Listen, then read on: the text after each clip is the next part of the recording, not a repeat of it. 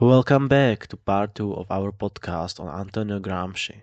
In this episode, we are diving into his concepts of political society and civil society, two key ideas in his work that help explain how power operates in modern societies. From the role of the state to the influence of culture and ideology, we will unpack how Gramsci saw these spheres shaping and maintaining social order. Let's get started. Political and civil society. Hegel, Marx, and Engels. Hegel. Throughout history, a plethora of intellectuals have delved into the notions of political and civil society, especially contrasting figures of social contract theory like Locke, Rousseau, or Hobbes. Yet, it was Hegel, Marx, and Engels who significantly influenced Gramsci's interpretation of civil and political society. Hegel, in particular, delineated society into three main realms: the state, civil society, and the family. Dismissing the principles advocated by natural law theorists, Hegel asserted the indispensability of the state apparatus in upholding morality and averting moral decay, suffering, and ethical degradation within the civil society. He defined civil society as a realm where individuals, driven by personal needs, engage in competitive, often economic interactions beyond familiar boundaries. Hegel's conceptualization also encompassed the police and legal systems, which he deemed crucial for maintaining order and safeguarding people's rights and possessions. Joseph A. Woolcock posits that Hegel's portrayal of civil society is simultaneously broader and more circumscribed than that of Marx and Engels. He contends that Hegel's perspective is more expansive, as civil society encompasses not only economic relationships and class formations, but also the administration of justice and the organization of law enforcement agencies. However, Hegel's placement of civil society within a larger societal framework is seen as limiting since it excludes certain relations and pre-state institutions, such as the family, in contrast to Locke's natural society and the conventional usage of civil society. Hegel's depiction of civil society portrays a domain governed by external laws and regulations, ensuring fairness and order in economic transactions. According to liberal state conceptions, the state and its enforcement mechanisms are perceived as impartial arbitrators. Marx and Engels saw civil society as a crucial component of the societal foundation. Marx links it to his concept of relations of production, viewing it as a stage where class conflict emerges, becoming a pivotal force in human history. Within this realm, shaped by social relations of production, class disparities and dominance takes root. Contrary to considering civil society as a part of the societal superstructure, Marx places it squarely within the economic domain, the societal base. In his renowned preface to a contribution to the critique of political economy, Marx reaffirms this notion, asserting that the framework of civil society falls under the economics of any given society.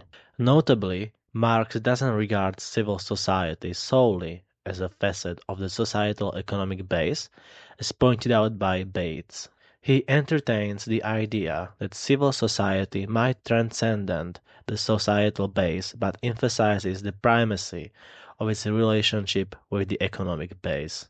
In contrast to Hegel, Marx contends that the state or political society isn't separate from the socio-economic foundation and, by extension, civil society. Rather, it mirrors the economic base and serves the interests of the ruling classes, functioning as a tool to perpetuate class disparities.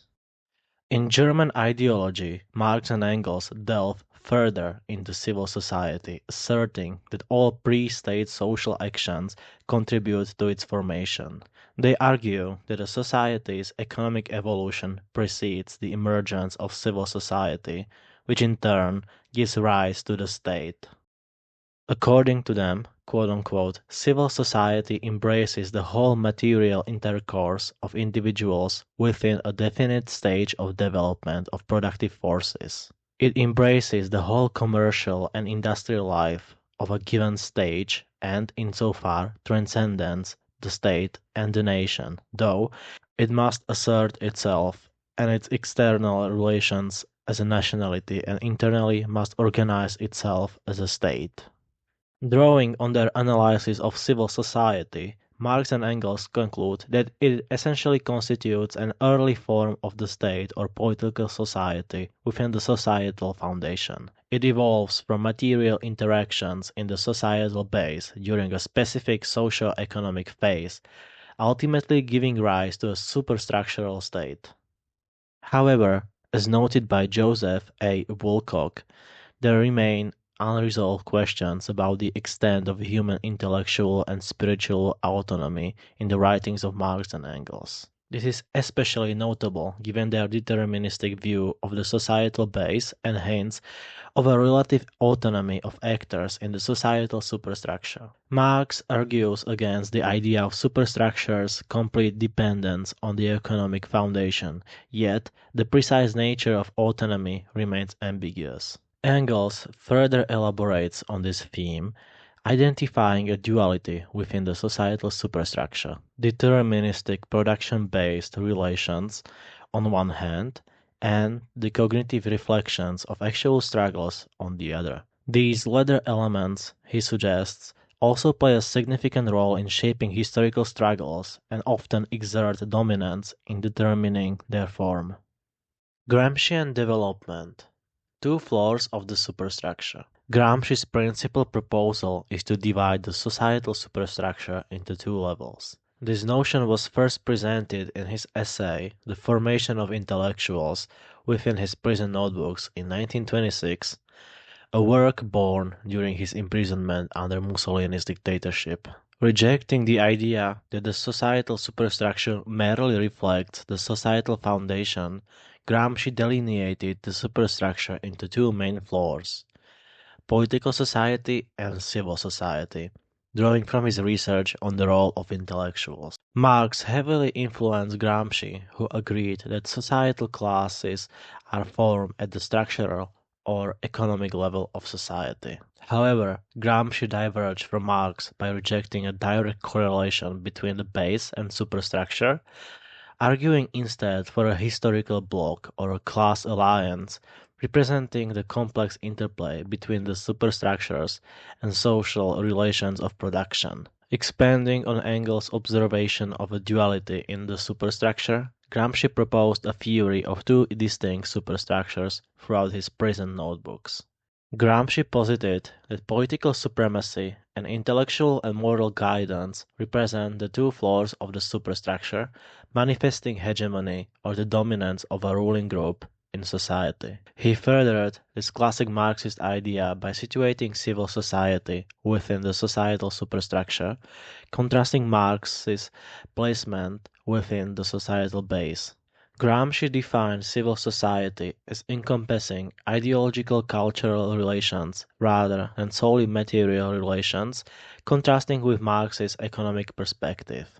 Crochet's theological conception notably influenced Gramsci's philosophy formation, particularly evident in his consideration of civil society as an intellectual battlefield. According to Gramsci, civil society comprises all private organisms like political parties, clubs, churches, schools, and newspapers, crucial in shaping social and political consciousness. These institutions foster spontaneous consent and intellectual hegemony, predominantly reflecting the views of the ruling class.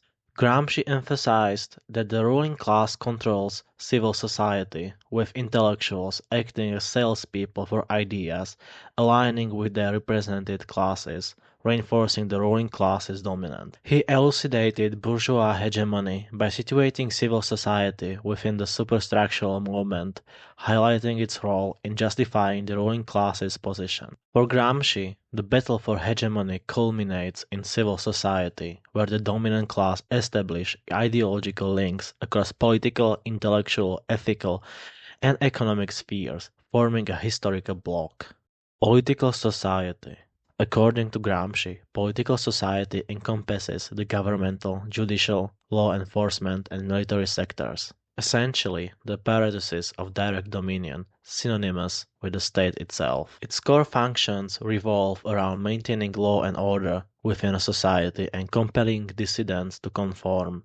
Gramsci further elucidates political society as quote unquote political society or dictatorship or coercive apparatus to bring the mass of the people into conformity with a specific type of production and a specific economy at a given moment, and not as an equilibrium between political society and civil society, or hegemony of a social group over the entire national society, exercised through the so-called private organizations like the church, the trade unions, the schools, etc.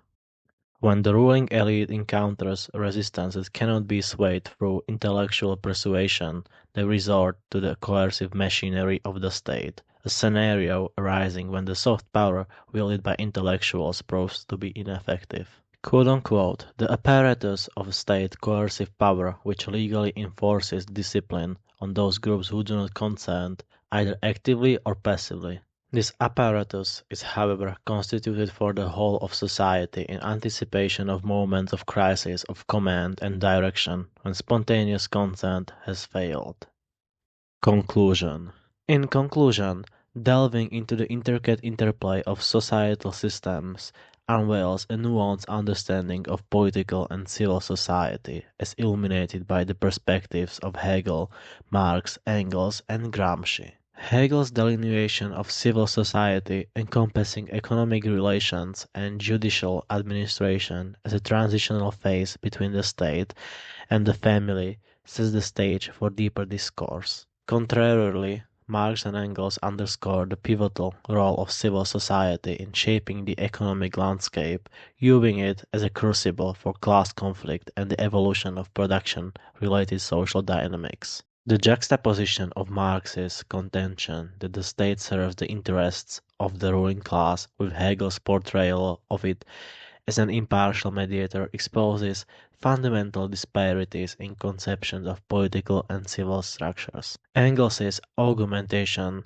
of this dichotomy by introducing moral and intellectual influences alongside deterministic relations adds further layers of complexity.